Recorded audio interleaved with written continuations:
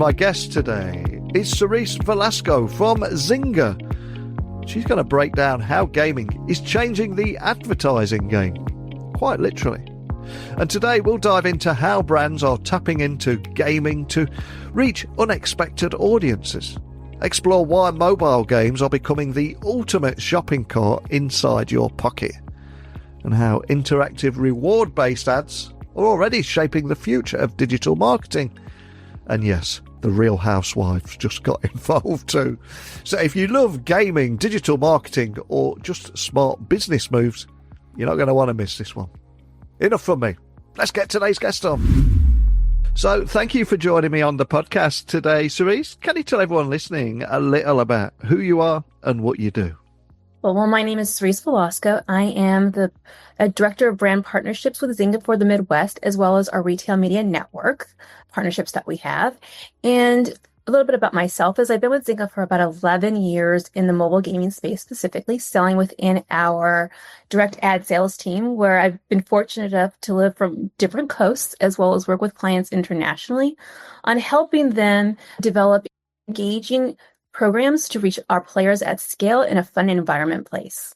Zynga's audience skews heavily towards millennial and Gen X women. I've got to ask, what misconceptions still exist about mobile game audiences, and how is Zynga changing that narrative too? You're absolutely right. When you think of gaming as a whole, most people don't view casual gaming as part of that, but it really is a majority of what the gaming ecosphere is. You think really when you think of gaming, you think of kids and teens playing on their mobile devices. But in reality, according to ComScore, most gamers are 35 plus, and even that time rate more than actually that 18 to 34 range of people. And a lot of those actually happen to be women. And that is a sweet spot. And that aligns with what Zynga's audience is. When you also look at, according to Deloitte's Media Trends survey, women make up about 50% of the US gaming population. And of that, 70% of them are casual gamers. So that really lends nicely to the Zynga audience. With over 150 games, we have something for everyone. But every publisher has a sweet spot, and women happen to be ours, primarily that millennial and Gen Z women. And part of the reason why is some of the stats that I provided to you too, but I think it's the quality of the games that we have. They really allow women, people in general, just to escape from reality and have some me time for them. And I think advertisers like working with us because they know they're in a safe space where their products are not going to have to be worried about being around questionable content. And our players are very leaned in, which allows them to have a messaging platform that they can actually tell their product why somebody should buy them, and even give more education to that consumer, which we actually do find that our players, not only do they like to learn about new products, but they also purchase products from our ads. So I think overall it's a win-win for that mobile gaming space and for that female audience. And it's interesting that you say that, because before you came on the podcast today, I was reading that mobile gaming is becoming an increasingly important part of the digital marketing mix. So how are brands leveraging interactive entertainment to try and break through to these unexpected customer segments? It feels like there's a real movement here.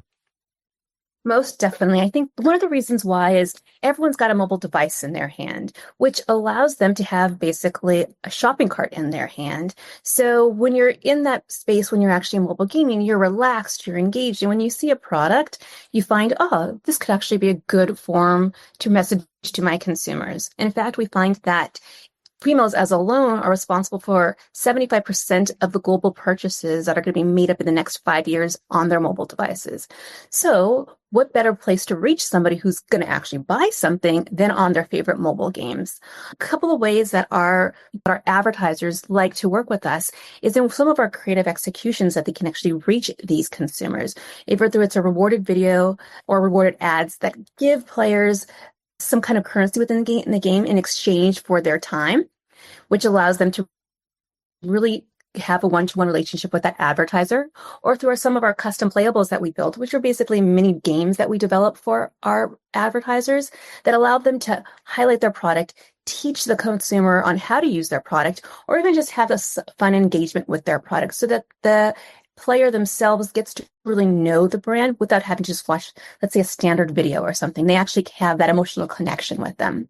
But I think the best way that we find that our advertisers can break through in that entertainment space within the gaming environment is through hard-coded integrations in the games. And you're probably familiar with these, Niels, where you have a really beloved title that someone is playing, let's say like Wars with Friends, for example, one of Zynga's games, and we incorporate an advertiser into that game. That allows them to have a limited experience with our players at a one-to-one relationship with them when there's going to be no other advertisers in there. So they're really going to resonate with what they're seeing and who they're interacting with from a brand perspective. And before you came on the podcast, I was doing a little research on those kind of areas. And I was reading that Zynga had recently partnered with the Real Housewives franchise. Not a show that I watch, but I'm very aware of it. But I've got to ask, what was it that made that collaboration such a good fit? And what did it reveal about the evolution of gaming as an advertising platform? I think first and foremost, authenticity is a big part here. Making sure that when determining who they're going to be partnering, such as the Real Housewives here, we wanted to make sure that our audience were in perfect alignment. And so that it didn't feel forced when we created this partnership together. So if you look at who the Real Housewives audience was, our main audience is, you're looking at millennials and Gen Z females. And that actually falls perfectly in alignment with Zynga. So I think making sure that when you are incorporating and developing partnerships, that you're really finding that right audience and making sure that they work well together. And not only that does that bring value to the player, but it also brings value to the viewers of the Real Housewives, because you want to have that synergy. So when you see on the commercials that we did, or you saw the press when we did together, you may have players that be like, you know what, this aligns with who I am as a person, and in turn, I should check out this game. And we definitely saw a lift in usership. So these programs do work. So I think making sure that the evolution of gaming and how it relates to advertising is really focusing on making sure that your audience aligns with who you're partnering with and who's going to resonate the most with your players. Yeah, I completely agree with you on that. And technology also seems to be shifting in-game advertising beyond some of the traditional formats that we've seen in recent years. So I'm curious, what new and emerging experiences are proving to be the most engaging for brands right now, and indeed consumers alike, of course? So as I mentioned prior to this, I'm currently at the Ad Age Next Gen conference, and being authentic was important to them. There's also trust in the brand, and those are all things that were really important. So when we decided to go out and develop new ad products, we wanted to make sure not only that we were being true to was and having a playful experience with our new products, but also able to solve problems for advertisers. Really is, how do I get in front of my audience with new ad products, new ways of messaging to them? And so Zynga came up with several new ones that are doing extremely well right now. One that I love the most is probably our interactive video units, which there's 3 different types. We have an instant tap, which basically allows you to have a video that's running, so you can run your normal 15-30-second spot. And then while the video is running, you can have images that show up, and that you can actually have call to actions to allow them to buy at that specific moment. So you have that from a video perspective. And then we have our shoppable units, which are really more turnkey based units that allow us to identify trends within products for an advertiser and have a more interactive way to drive conversions. Or we have our focus feature, which really highlights and brings out the right elements within an ad and say, hey, click on this button to learn more about it. So there's fun interactive ways that we're able to do that, all with the mindset of driving conversions. And one thing, when I was talking to a major box store retailer that was sitting right next to me, she said, I want my ads not only to be an awareness play, but also drive sales at the same time. And so I showed her what we had, and she was thrilled about it. So I know that not only did we hopefully come up with the right products, but that in the marketplace, it actually is resonating. So those are some of the new units that we have. But I also have to go back to our in-game integrations. When we create these, they're always bespoke to the specific advertiser. So we have to make sure that each game aligns perfectly with that audience, similar to how we do with Housewives when we incorporate some kind of advertising into it or partnerships. We want to make sure that the advertiser feels that there's a perfect alignment with the game, and also the game team feels that it's perfect for their players, because to us, our players are the most important thing to Zynga. So making sure that whatever we create for them in any kind of banner unit or playable or shoppable or an active video or even our in-game integrations, that everything is authentic to our players and that they're going to resonate with it. And I was also reading before you came on the podcast today that you have over 150 games in your portfolio. So Zynga must have an incredibly massive reach there, big social reach. So how does the platform ensure that some of these brand partnerships that we're talking about feel organic and add value rather than disrupting the player experience? Because that's something that you don't want to do either. Oh, most definitely. Neil, you're hit it spot on. We have so many different games that we own and operate ourselves. So I like to say that we always have the scale of an ad network, but we are owned and operated. So it's a very trusted place. And in order to maintain that sustainable growth that we have to make sure that our players come first. And that's first and foremost with Zynga. So inundating them with ads is not the right mix at all. There has to be that fine balance between incorporating advertising to enhance someone's gameplay versus Zynga just making $1 on somebody. That is not our goal at all. Our goal is really to bring joy to our players and allow them to have a safe space to play and know that they're not going to be monetized, if that makes sense. Benefits for advertisers is that knowing that Zynga really limits the number of ads that we have allows when an advertiser is in game to actually stand out. That's the most important thing, right? You don't want to be cluttered in a space where you're overwhelmed. And so making sure that when we incorporate ads, let's say our non-skip video, we limit the number of actual forced video views that we do. So the players don't feel like they're forced to do something that they don't want. And also too, we do value exchange. So for those players that want to get an extra turn or more coins or more gas within their gameplay, they know where within our games to get our rewarded inventory so that they can get an ad by an advertiser who we pre-qualified, that is a consumer for that specific game player in that game. And then they, at that time, allows the advertiser to have a one-on-one conversation with the player, educates them on their brand, and in exchange for spending their quality time or their limited time that these players have with the ad, then we give them something in exchange, such as gas. And mobile gaming is often seen as a more passive entertainment medium, especially when compared to PC gaming or console gaming, for example. So how do you at Zynga use engagement data to demonstrate the real impact of in-game advertising on consumer behavior? I would imagine technology has made that much easier now, but can you share how you do that or if you do that? Yeah, we definitely do that. And first and foremost, mobile gaming is where a majority of all gameplay is taking place. And according to a recent Disco study earlier, mobile gaming makes up 69% of all devices that players are engaging with, which basically means there's a scale there, right? And when scale comes there, that means that lots of people are playing. And so we find that every generation of players across the board, anywhere from the Gen Alphas, when I let my kids play my games, and I know Zynga has brand safe games, that's totally fine, to boomers. So we know that that gaming is important, and we know that it may not be as intense as the casual or the PC gamers or the console gamers, but they're still playing plenty of games. And I think from an advertising perspective, we know that advertisers are investing in that in-app space, but they tend to and prioritize more social or audio or CTV.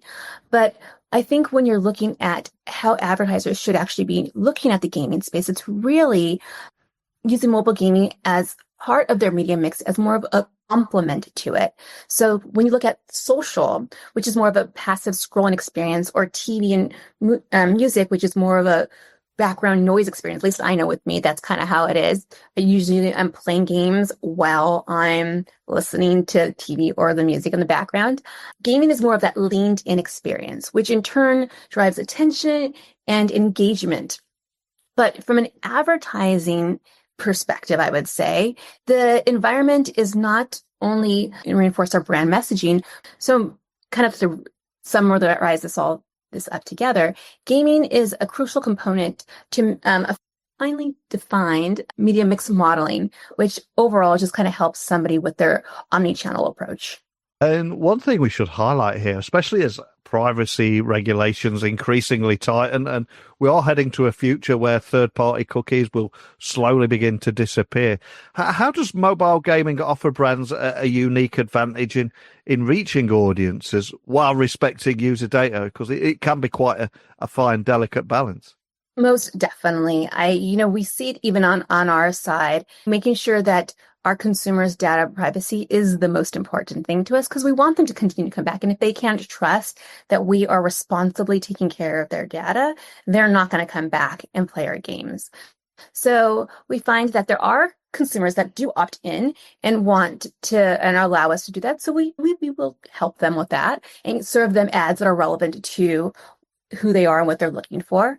And we do use third-party providers to help us do that. So anywhere from an Experian to a Samba TV or Comscore, those are just examples of privacy compliant companies that Zynga works with.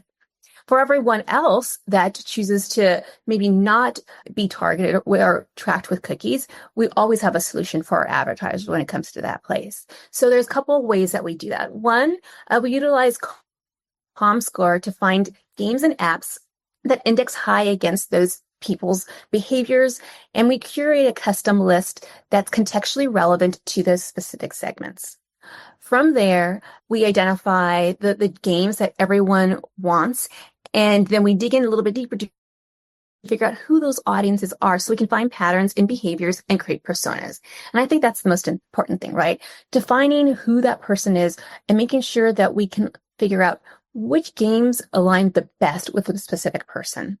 So, for an example, if you're going after a Gen Z or Gen X female audience, I would highly be recommending our Brain and Puzzles. That's really kind of somebody who's that primary household shopper mom who are buying for everyone in their household. They may be tech savvy and love streaming services.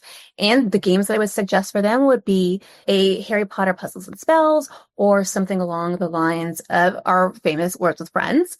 And if you're going after that Gen Z, Gen Y audience, a little bit younger skewing, our hyper-casual games are the perfect place.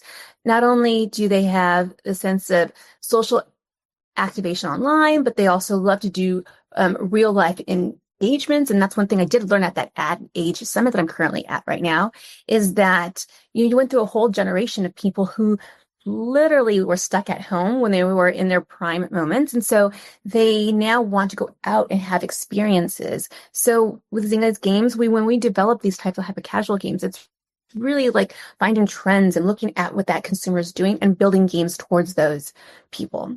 And then so a couple of games that you would look at that would be maybe like our high heel games or Fill the Fridge or something along those lines. And if you're going after that Gen Z, Gen Y male audience, sports is the place we'd love to send those advertisers to. So within the Zynga portfolio, we have CSR2, we have Golf Rivals, we have NBA 2K. There's a bunch of different titles that we have that can really hit that male audience for them.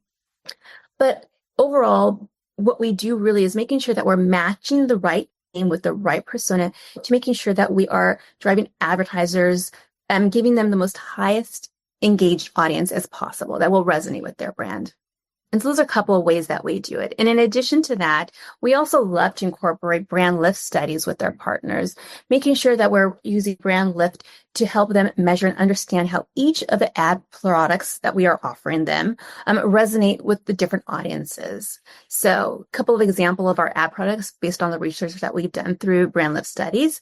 We find that our first impression takeovers, which basically is the very first impression somebody will see across all our titles. We find that increases awareness and also allows an advertiser to have a big splash and mass reach to everyone across the network. And then another one, instead, let's say an advertiser comes to us and they said, ad recall is really important to us. If that's the case, I would highly be recommending our rewarded video and our playable units, primarily because of that action to reward factor that comes into play. And when you do that, we find that the outcomes that advertisers see not only recall, but they also drives perception change and drives purchase intent. And so when you're looking for somebody who's looking for that more mid-funnel awareness play or mid-funnel purchase intent or action taking place, those rewarded video and playables are key. Those are just a couple of ways that we do that. And looking ahead, what role do you see mobile gaming playing in the future of digital advertising? And how do you think brands should be thinking differently about their strategies for this space? Reward-based engagement, I think, is key. Making sure that whatever you're doing, you're providing value to the player or to the audience as a whole. So I think gaming lends itself really nicely to that. And also to gamifying the shopper experience. I kind of mentioned this before, but making sure that when you're creating ads, that they have some kind of fun aspect to them. So making sure that gaming is incorporated into that, especially in a space like mobile games, is really important, but gamifying your brand is important. And then leveraging the games, which I think is part of an area that I work on now, is the retail media network space. And that is just really important for the industry as a whole. A lot of dollars are being shifted that way.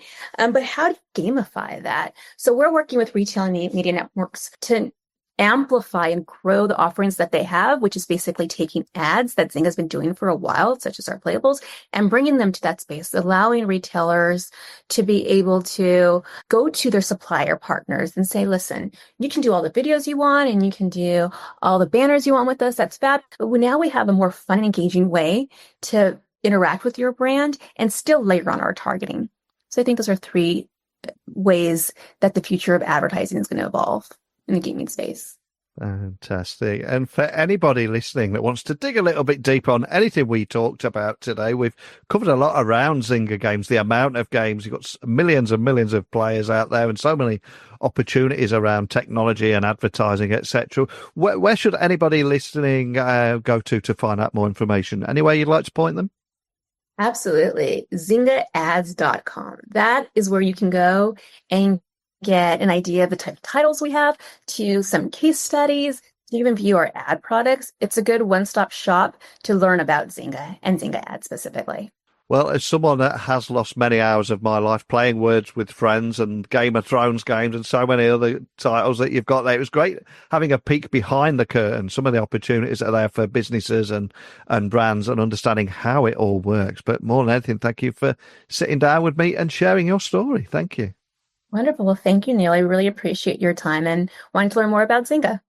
There you go. Mobile gaming isn't just entertainment. It could also be the future of digital entertainment, because gaming isn't just for gamers. Brands are catching on to this and the smart ones are getting in early. I mean, yes, ad fatigue is real, but the right formats, reward-based and interactive, these are the methods that are enhancing experiences. And it is women leading the charge. Mobile gaming's biggest audience is indeed millennials and Gen X females. So if today's chat got you thinking differently about how your brand could collide with gaming, check out Zynga and their latest partnerships. And if you thought we missed anything today, please let me know. Slide into the DMs on LinkedIn, X and Instagram, just at Neil C. Hughes.